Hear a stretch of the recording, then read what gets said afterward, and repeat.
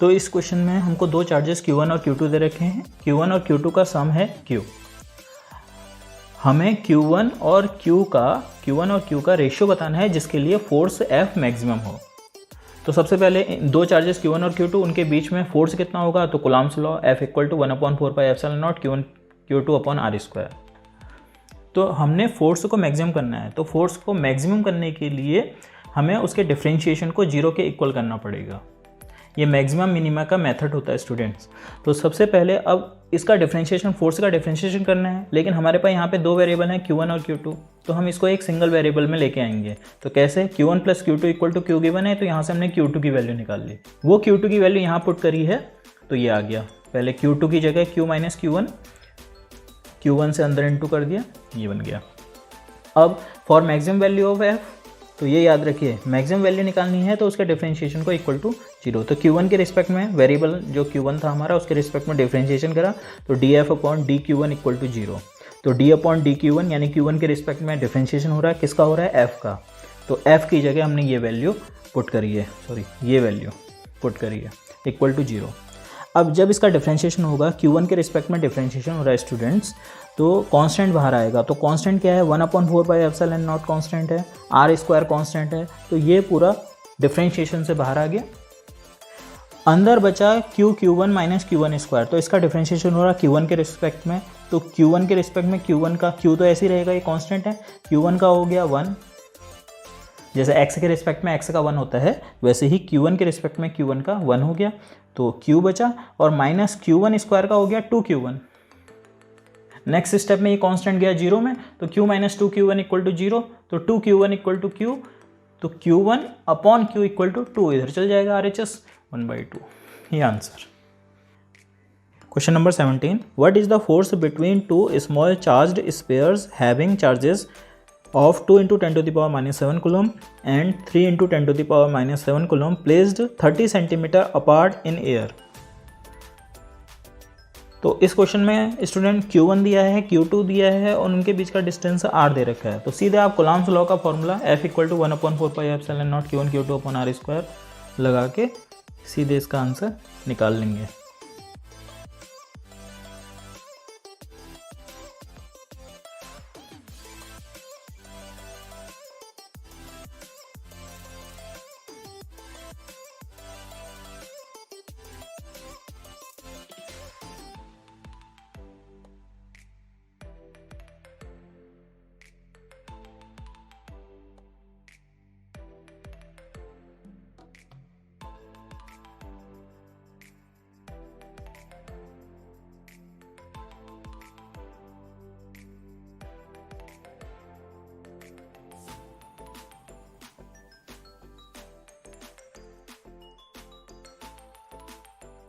The electrostatic force on a small sphere of charge 0.4 microcoulomb due to another small sphere of charge -0.8 microcoulomb in air is 0.2 Newton.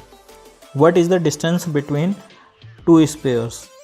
तो हमको दो charge दे रखे हैं। Q1 0.4 microcoulomb था, microcoulomb को coulomb में change करने के लिए 10⁻⁻6 इंटू Q2 -0.8 × 10⁻⁻6 कूलम। फोर्स दे रखा है इनके बीच में 0.2 न्यूटन। आपको डिस्टेंस R निकालनी है, तो सीधे हमने कूलम्ब्स लॉ लगाया, F = 1/4πε0 Q1 Q2/r²। Values put करी, F की जगह 0.2, 1/4πε0 की वैल्यू 9 × 10⁻9, Q1 और Q2 की वैल्यूज r²। सॉल्व किया स्टूडेंट, तो R = मिला 12 × 10⁻⁻2 मीटर। मीटर को सेंटीमीटर में बदल दिया तो R = हो गया 12 सेंटीमीटर। ये पहला आंसर हो गया। अब हमसे पूछा है फर्स्ट स्पेयर के कारण सेकंड स्पेयर पे कितना फोर्स लग रहा होगा। तो हमने पहले ही जब कूलम्ब्स लॉ पढ़ा था तो दोनों स्पेयर एक दूसरे पे इतना ही फोर्स लगा रहे हैं। ये जो 0.2 न्यूटन है वो पहला स्पेयर दूसरे पे लगा रहा है, दूसरा पहले पे लगा रहा है। तो फर्स्ट स्पेयर भी सेकंड पर 0.2 न्यूटन ही लगाएगा।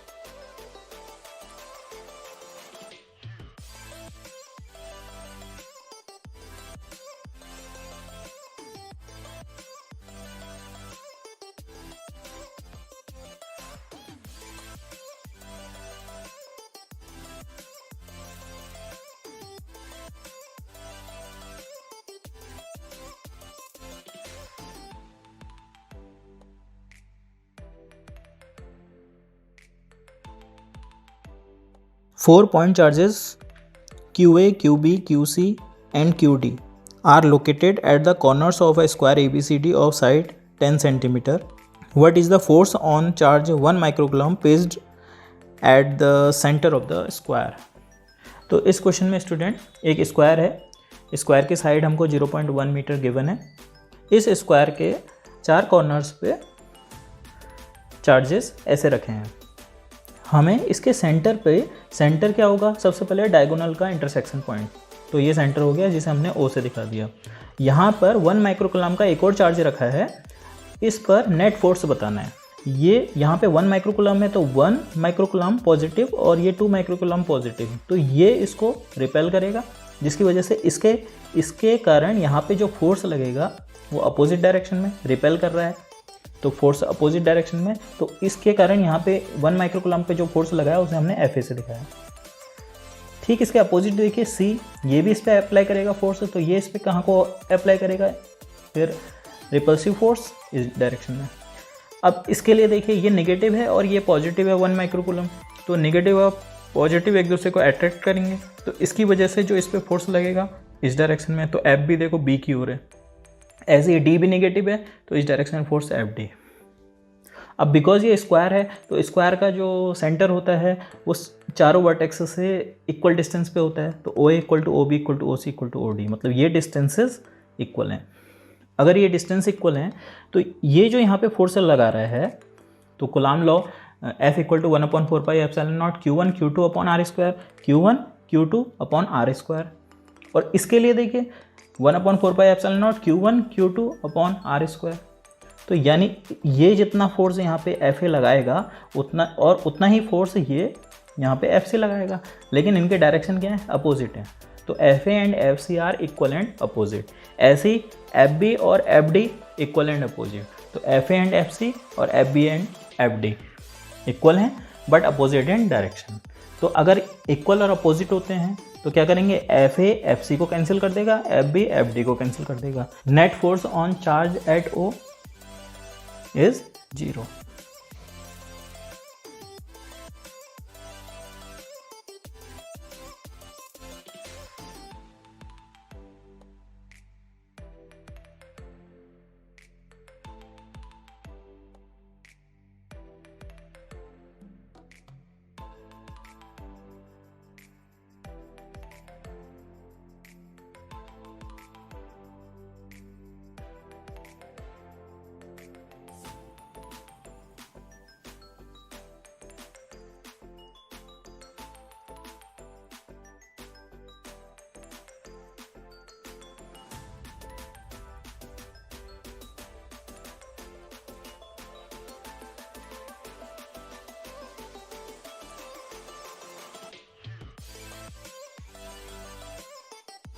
Question number 20. A charge Q is placed at the center of line joining of two charges each of magnitude Q.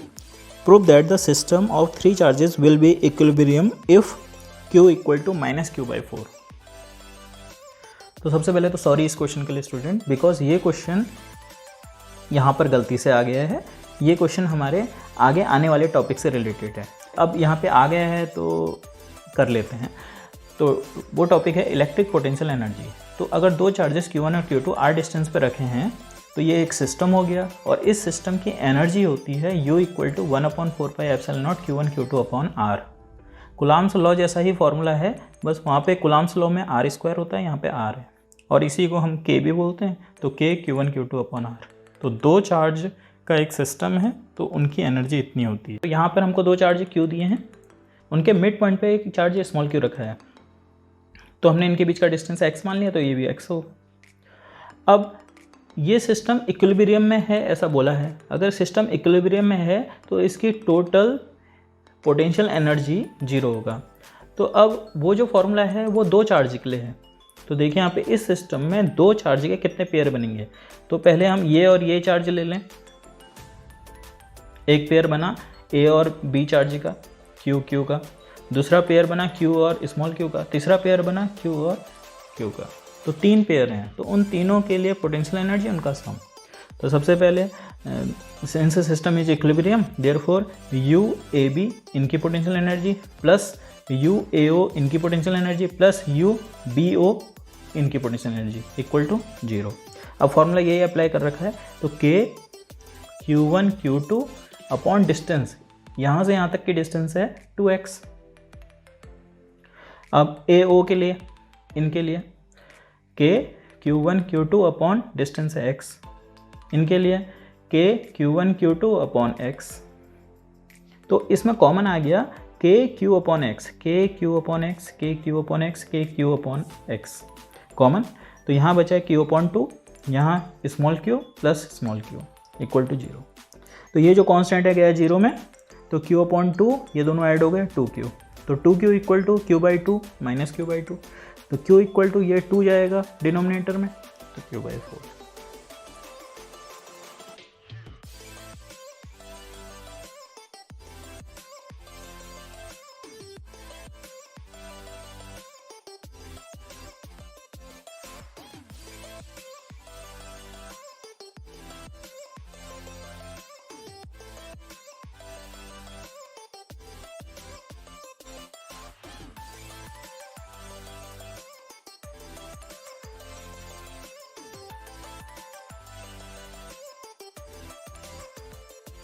2 point charges plus q and plus 4q are placed at a distance a apart on a horizontal plane.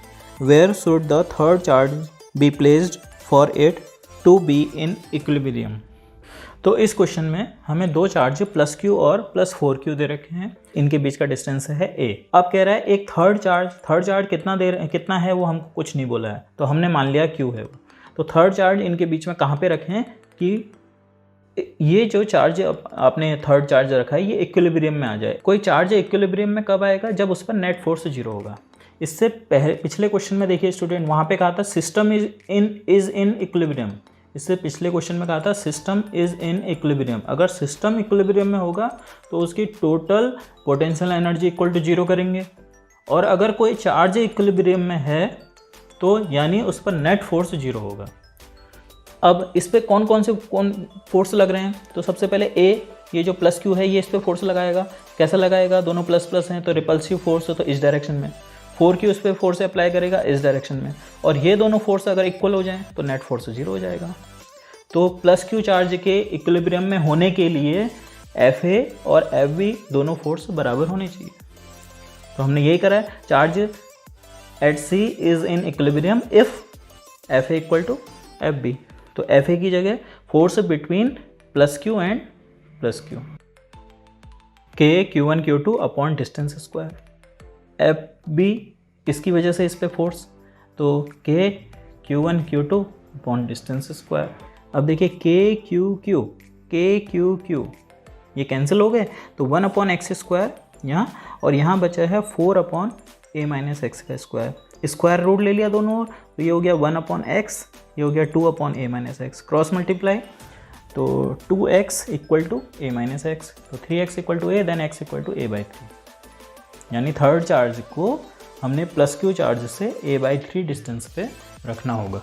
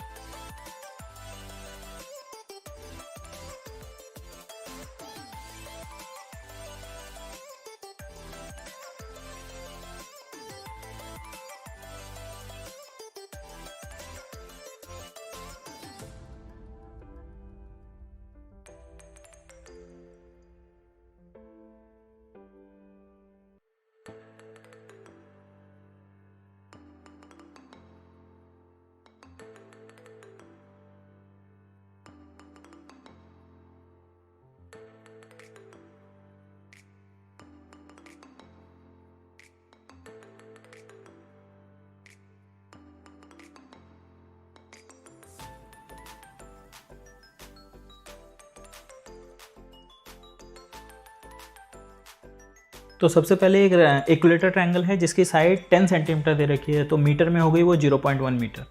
तो ABC एक हमने equilateral triangle ले रखा है। हर एक corner पे, हर एक vertices पे चार्ज रखा है 5 माइक्रो कूलम। तो उसको QA equal to QB equal to QC हो गया 5 × 10⁻⁻6 कूलम। अब हमने हर एक चार्ज पर फोर्स बताना है। तो मान लीजिए हमने एक चार्ज चूज़ कर लिया C पॉइंट पर है जो, तो इस पर फोर्स कौन लगा रहा है? इस पर 2 चार्ज फोर्स लगा रहे हैं। एक QA, यहाँ पे जो चार्ज है वो इस पर फोर्स अप्लाई करेगा, और दोनों पॉजिटिव हैं तो रिपल्सिव फोर्स तो इस डायरेक्शन में आएगा। QB और QC के बीच में भी रिपल्सिव, तो इस डायरेक्शन में आ गया। दोनों चार्जेस को मिलाने वाली लाइन के अलॉन्ग होते हैं, तो रिपल्सिव इधर को, इसका रिपल्सिव इधर को। अब FAC, force between A and C charges, तो FAC equal to Coulomb's law के Q1 Q2 upon R², distance A है। तो K की वैल्यू, Q1 और Q2 दोनों ही 5 × 10⁻⁻6 हैं, तो 5 × 10⁻⁻6 स्क्वायर अपॉन नीचे होता है डिस्टेंस का स्क्वायर, तो 0.1 को हम बोलते हैं 10⁻⁻1, तो उसका स्क्वायर होगा तो 10⁻²। तो इसको सॉल्व करके आ गया 22.5 न्यूटन। यानी QA QC पर इतना फोर्स अप्लाई कर रहा है, इतना ही फोर्स QB QC पे लगाएगा, क्योंकि चार्ज बराबर है, डिस्टेंस बराबर है। तो सिमिलरली FBC इक्वल टू 22.5। अब ये दोनों फोर्स क्या हैं? बराबर आ गए। FAC इक्वल टू FBC, तो इनको दे दिया हमने नाम F। अब इस C पॉइंट पे नेट फोर्स निकालना है, तो नेट फोर्स है एट पॉइंट C इन दोनों का रिजल्टेंट, और इन दोनों का रिजल्टेंट, तो इसके लिए इनके बीच का एंगल हो गया 60। बिकॉज ये इक्विलेटरल ट्रायंगल था, ये एंगल 60 होगा, तो वर्टिकली अपोजिट एंगल ये 60 हो गया। किसी पॉइंट पर 2 फोर्स किसी एंगल पे लगे हैं, तो उनका रिजल्टेंट निकालने के लिए हमारे पास पैरेललोग्राम लॉ होता है। तो पैरेललोग्राम लॉ से इन दोनों फोर्स का resultant F net equal to FAC² plus FBC² plus 2 FAC FBC cos 60। तो वैल्यू पुट करी, FAC FBC दोनों F के बराबर हैं, तो F² plus F² plus 2 F × F cos 60 1/2, 2 से 2 कैंसिल, ये हो गया √3F², √3F। और F की वैल्यू हम निकालेंगे, FAB FBC इक्वल टू 22.5, तो 22.5 √3, ये इनका रिजल्टेंट आ गया। अगर इस क्वेश्चन में डायरेक्शन भी पूछी होती तो वो डायरेक्शन कहाँ को होती है? वो डायरेक्शन यहाँ पे जाती है स्टूडेंट्स। ये जो F नेट की अगर डायरेक्शन पूछी होती तो वो इस डायरेक्शन में जाता। जब भी 2 फोर्स इक्वल होते हैं तो उनका रिजल्टेंट उनके बीच के एंगल को बाइसेक्ट करते हुए जाता है।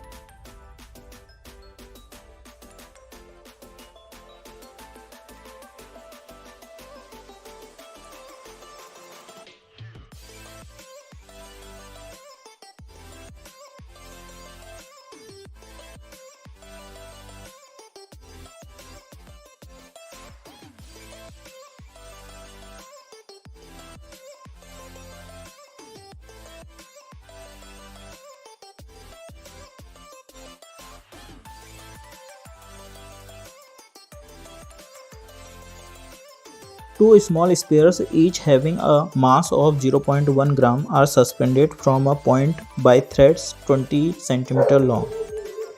They are equally charged and they repel each other to a distance of 24 cm. What is the charge on each sphere? तो इस क्वेश्चन में स्टूडेंट हमको 0.1 ग्राम के 2 मास दे रखे हैं और उनको 20 सेंटीमीटर लॉन्ग थ्रेड से लटका रखा है और वो एक दूसरे को रिपेल कर रहे हैं और उनके बीच का डिस्टेंस है 20 सेंटीमीटर। तो 2 मास, ये हमने पहला मास ले लिया है, दूसरा मास को नाम दे दिया A और B। ये 2 मास हैं, इनके बीच का डिस्टेंस है A से B तक वो 24 सेंटीमीटर। इनको लटकाया है, मान लीजिए इस पॉइंट से एस पॉइंट से सस्पेंड किया है, ये एक स्ट्रिंग है और ये दूसरा स्ट्रिंग है। तो इन दोनों स्ट्रिंग की लेंथ है 20 सेंटीमीटर। इनके बीच का डिस्टेंस 24 सेंटीमीटर है। क्यों है 24 सेंटीमीटर? क्योंकि अगर हम किसी स्ट्रिंग से मास को लटकाएंगे वो तो सीधे वर्टिकली डाउनवर्ड यहाँ पे आएगा। तो ये दोनों एक दूसरे पर रिपल्सिव फोर्स लगा रहे हैं, जिनकी वजह से इनके बीच में इतना गैप आया है। तो रिपल्सिव फोर्स लगा रहे हैं, तो देखिए इस पर फोर्स लगा इस डायरेक्शन में, इस पर फोर्स लगा इस डायरेक्शन में, ये दोनों एफ ये दोनों एक दूसरे पर लगा रहे हैं। जब ये यहाँ पर है इस पोजीशन में रुके हुए हैं, तो इसका जो मास होगा वेट वो वर्टिकली डाउनवर्ड mg, इसका वेट वर्टिकली डाउनवर्ड mg। अच्छा, रोप से इनको लटका रहा है तो रोप में टेंशन डेवलप होगा, तो और हमेशा टेंशन होता है जिस पॉइंट को से सस्पेंड किया है उसकी डायरेक्शन में। तो ये हो गया टेंशन T, इसमें टेंशन T। इस T के हमने कंपोनेंट लेने के लिए आपको एंगल चाहिए। तो सपोज़ ये एंगल थीटा है, अगर ये एंगल थीटा है तो ये एंगल भी थीटा होगा, बिकॉज ये आइसोसेलेस ट्रायंगल, ये दोनों 20 सेंट दोनों इक्वल थी, तो एंगल भी इक्वल होंगे। अब इस T का इस डायरेक्शन में कंपोनेंट कितना होगा? तो T का इस डायरेक्शन में कंपोनेंट आपको बताया गया था कि जहाँ को एंगल थीटा होता है वहाँ को होता है कॉस थीटा, तो इधर आ गया T कॉस थीटा। दूसरा रेक्टेंगुलर का कंपोनेंट होगा T साइन थीटा। अगर आप कंपोनेंट ले रहे हैं रेक्टेंगुलर कंपोनेंट, तो जिस ओर आपको एंगल दे रखा है तो वहाँ लगा दीजिए कॉस, तो दूसरी ओर होगा साइन। तो इधर को आया T कॉस थीटा, इधर हो गया T साइन थीटा। अब बिकॉज ये इक्विलिब्रियम में है तो T sine theta equal to होगा mg के और F इक्वल टू होगा T कॉस थीटा के। सेम ऐसे B के लिए होगा, तो हम एक से ही क्वेश्चन हो जाएगा, तो एक के लिए कर रहे हैं फॉर A। तो T sine theta equal to mg and T cos theta equal to F, ये लिख रखा है।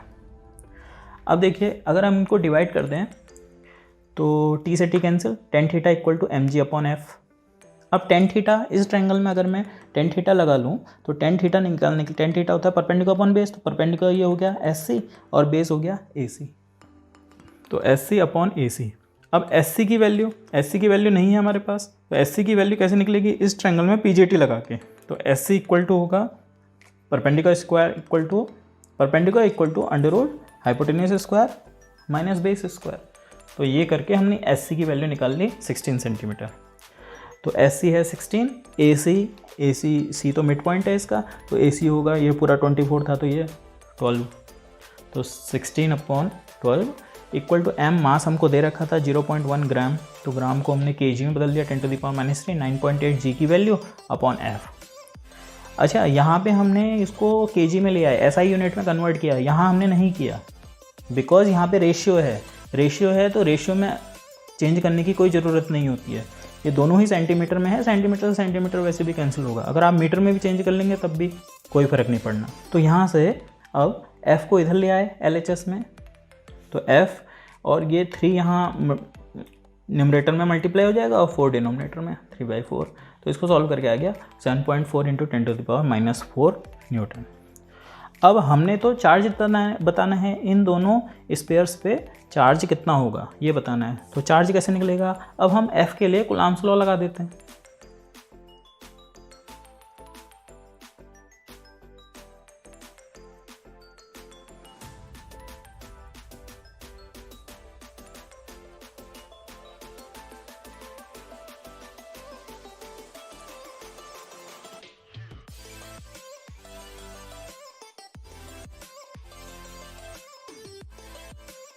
अब बिकॉज दोनों स्पेयर्स पे इक्वल चार्ज था तो K Coulomb's law K Q1 Q2 upon R², distance थी 24 सेंटीमीटर, तो मीटर में लिया है 24 × 10⁻² स्क्वायर इक्वल टू 7.4 × 10⁻⁻4। तो इसको सॉल्व करके स्टूडेंट इतना आ गया। कैलकुलेशन अभी आप इग्नोर कीजिए, कैलकुलेशन बोर्ड एग्जाम में अगर कोई भी क्वेश्चन आता है, न्यूमेरिकल कोई भी आएगा, तो कैलकुलेशन बहुत ईजी होती है स्टूडेंट्स, इतनी टफ सिचुएशन नहीं जाएगी। आपको मेन अभी फोकस करना है मेथड पे कि हमने क्या किया, ये कैसे निकला। कैलकुलेशन जब अगर बोर्ड एग्जाम में आपके ये क्वेश्चन आता है या कहीं पर भी आपको ये क्वेश्चन मिलेगा तो कैलकुलेशन ऐसी दी गई होगी कि इजीली सॉल्व हो जाए। क्वेश्चन नंबर 24 सीधे कूलम्ब्स लॉ लगा के हो जाएगा student.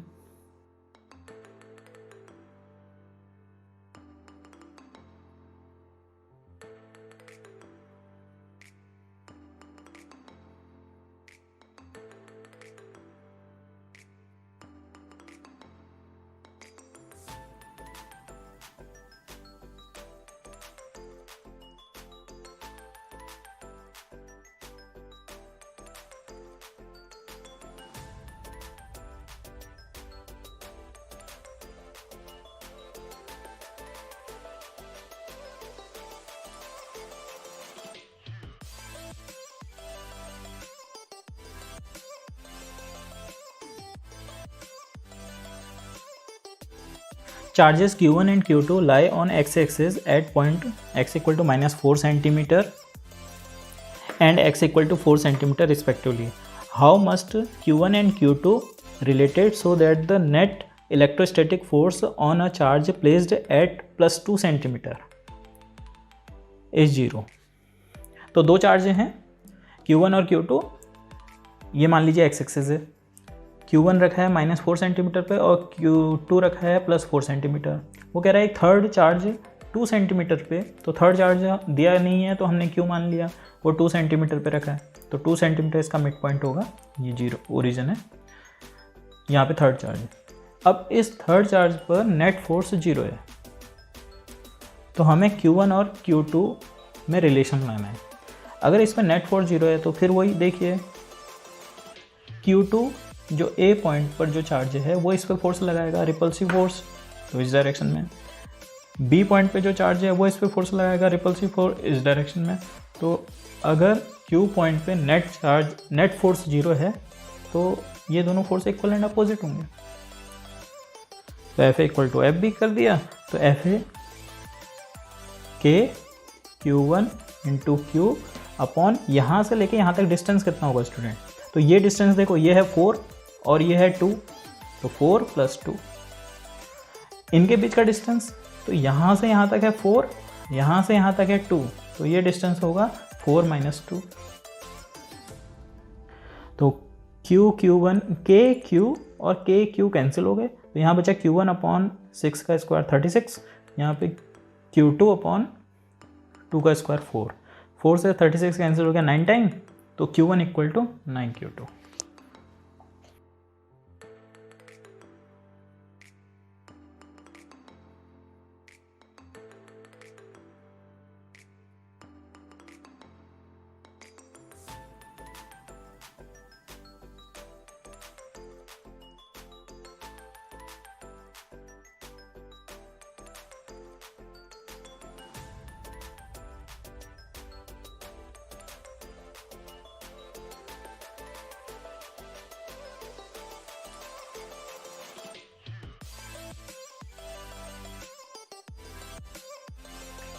The electrostatic force of repulsion between two positively charged ions carrying equal charge is 3.7 × 10⁻⁹ Newton.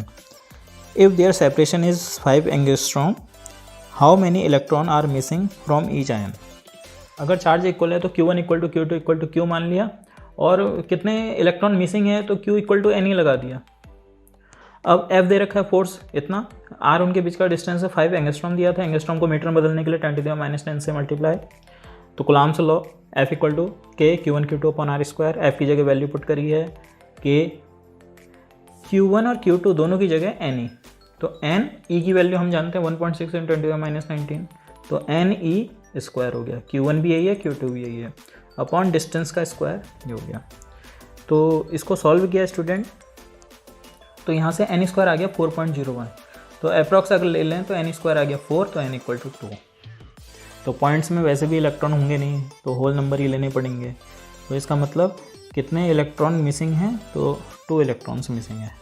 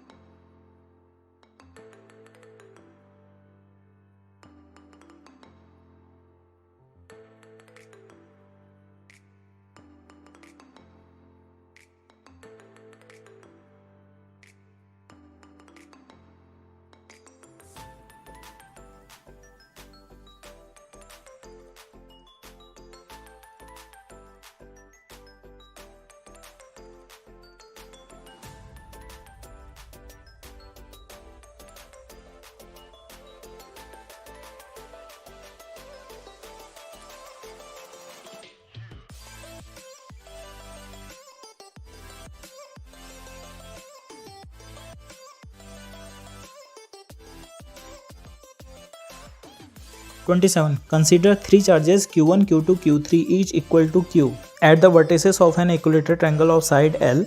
What is the force on a charge Q placed at the centroid of the triangle? तो एक triangle है ABC, इसके हर एक vertex पे charge रखा है Q, equal charge Q हर एक vertex पे रखा है. इसका सेंट्रॉइड क्या होता है? सेंट्रॉइड किसी ट्रायंगल में तीनों वर्टेक्स से इक्वल डिस्टेंस पे होता है. तो इससे सेंट्रॉइड की डिस्टेंस, सेंट्रॉइड को हमने G से दिखाया है, इससे सेंट्रॉइड की डिस्टेंस R. अब ये सेंट्रॉइड होगा कहाँ पे, ये डिस्टेंस R कितनी होगी वो कैसे कैलकुलेट करेंगे? तो सेंट्रॉइड हमेशा मीडियन पे होता है, तो हमने एक मीडियन ले ली CM. तो याद रखिएगा स्टूडेंट, किसी ट्रायंगल में सेंट्रॉइड मीडियन को 1:2 में डिवाइड करता है. तो ये 1 होगा, ये 2 पार्ट्स, या आप ऐसा बोल सकते हैं जो CG होगा वो 2/3 होगा CM का. तो CG equal to 2/3 of CM. अब CM क्या है? CM इस ट्रायंगल का एल्टीट्यूड. तो किसी इक्विलेटरल ट्रायंगल में एल्टीट्यूड क्या होता है? √3 इंटू साइड बाई 2. तो CM की जगह √3 L/2. तो 2 से 2 कैंसिल, √3 से ये 3 कैंसिल हो जाएगा √3 टाइम, तो L/√3 ये आ गया R. तो सेंट्रॉइड की तीनों वर्टेक्स से डिस्टेंस हमारे पास आ गई. अब फोर्स, यहाँ पे वो कह रहा है सेंट्रॉइड पे कैपिटल Q चार्ज रखा है. अगर कैपिटल Q चार्ज सेंट्रॉइड पे रखा है तो उस पर नेट फोर्स बताना है. तो कैपिटल Q जो सेंट्रॉइड पे रखा है उस पर कौन कौन फोर्स अप्लाई करेगा? तो ये A पॉइंट पे जो चार्ज है वो अप्लाई करेगा, B पॉइंट पे चार्ज है वो अप्लाई करेगा, और C वाला अप्लाई करेगा. ये इस पर फोर्स लगाएगा इस डायरेक्शन में, रिपल्सिव फोर्स F इस डायरेक्शन में. इसकी वजह से यहाँ पे जो फोर्स लगेगा F भी इस डायरेक्शन में, इसकी वजह से जो फोर्स लगेगा F से इस डायरेक्शन में. तो सबसे ये तीनों फोर्स इक्वली होंगे क्योंकि चार्ज सेम है, डिस्टेंस सेम है. तो FA equal to FB equal to FC equal to K, Q1 capital Q है, Q2 स्मॉल q है, अपॉन डिस्टेंस R है, R². तो K Q R हमने निकाला था L/√3, तो L/√3². तो ये 3 हो जाएगा, ऊपर चला गया तो इतना आ गया. अब ये तीन फोर्स FA, FB और FC का रिजल्टेंट निकालने के लिए पहले हमने दो फोर्स लिए. दो फोर्स कौन? FA और FB. तो FA और FB ये इक्वल हैं, इनके बीच में ये एंगल होगा 120. क्यों 120? क्योंकि देखिए ये यहाँ पर टोटल एंगल किसी पॉइंट पर पूरा एंगल कितना बनता है? 360.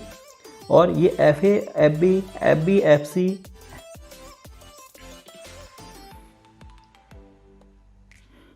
अब FA और FB के बीच का एंगल होगा 120 बाई सिमेट्री. ये एंगल और ये एंगल बराबर हैं, तो 3θ equal to 360, then θ equal to 120.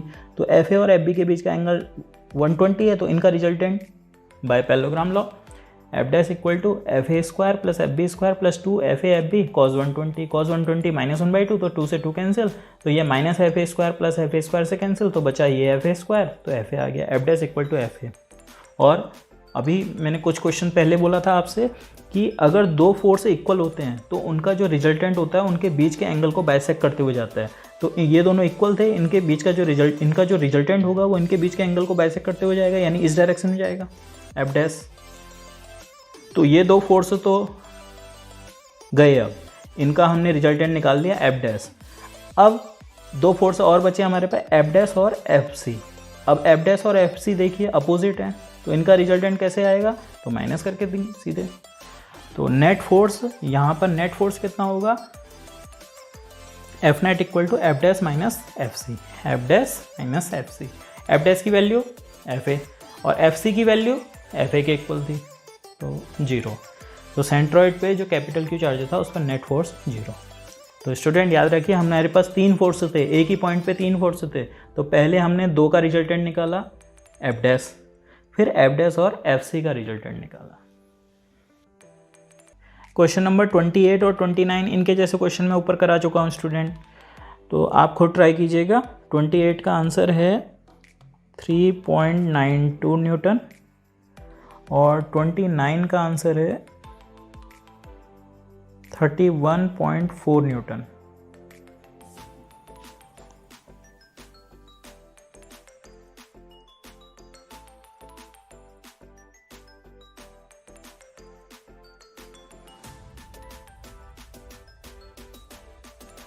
Last question number 30. 2 point charges having equal charges separated by 1 meter distance experience a force of 8 Newton. What will be the force experienced by them if they are held in water at the same distance? Given dielectric constant of water 80. तो student दो charges हैं, उनके बीच air में force दे रखा है 8 Newton है, और जब उन्हें वाटर में डाला गया तो उस समय फोर्स कितना होगा ये हमें निकालना है. तो हम फॉर्मूला जानते हैं, हमने प्रूफ किया है K = FA/FM. FA होता है एयर में फोर्स और FM होता है कि मीडियम में फोर्स. यहाँ पे मीडियम वाटर है, तो K = 80 गिवन है, FA = 8 गिवन है, FM निकालना है.